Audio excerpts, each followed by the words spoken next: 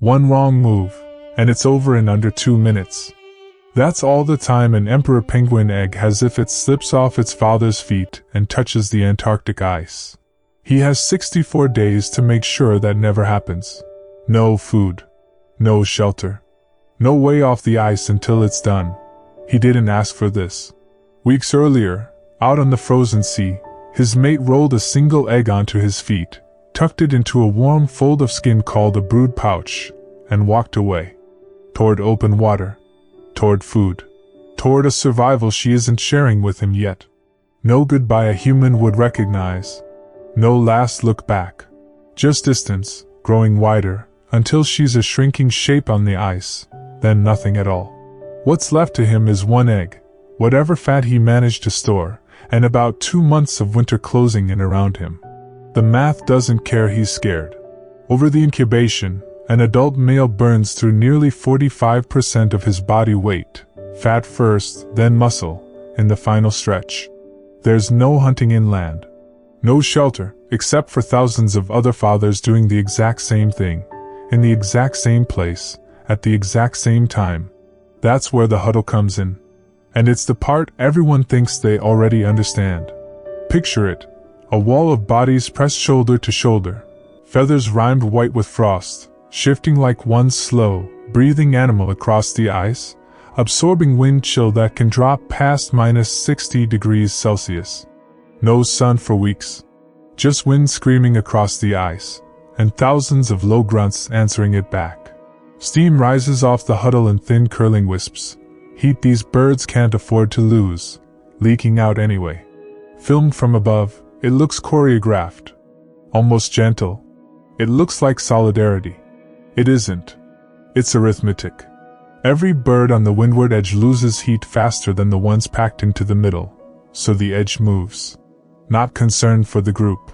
Not loyalty. Each male is chasing one thing, less wind on his own body. The huddle never stops reshaping. Outer birds cut in. Center birds get shoved back out. Hour after hour, the whole formation turns like a wheel built from 1,000 selfish spokes. Thermal cameras have clocked the gap between the coldest edge and the pack center at more than 20 degrees Celsius. Every bird in there is chasing that number, and only that number. Which means the moment that looks like the species' most touching act of cooperation is really thousands of separate survival calculations that just happen to average out into shelter for everyone. The result is real. The kindness isn't. And through every hour of it, the egg cannot fail once. One stumble on the ice. One hard jostle in the crowd. One father who hesitates a beat too long recovering the egg, and feels it happen before he can stop it. That's all it takes. 2 months of starving, gone. For nothing. By the time hatching gets close, many of these fathers are running on fat reserves alone. Bodies hollowed out. Eyes half shut. Swaying when they stand, right at the edge of what their species can survive, still not letting go. This is the low point of the whole ordeal. Weeks past the coldest peak, energy nearly spent, chicks starting to pip and scratch inside eggs that still have to hold on a little longer. Then, timed with almost unnerving precision, the females come back. After months at sea gorging on krill and fish, they come waddling over the ice, fat and loud, into a colony of tens of thousands of nearly identical birds, all calling at once. And somehow, out of that wall of noise, each one finds her exact mate, using a vocal call unique enough to cut through all of it, sharpened over an entire breeding season just for this moment. He hears it before he sees her. Only then does the father walk away from the spot he hasn't left in weeks. Often for the first time in over 2 months. His own legs unsteady beneath him. What carried him across all of it was never warmth borrowed sentimentally from the group. It was proximity.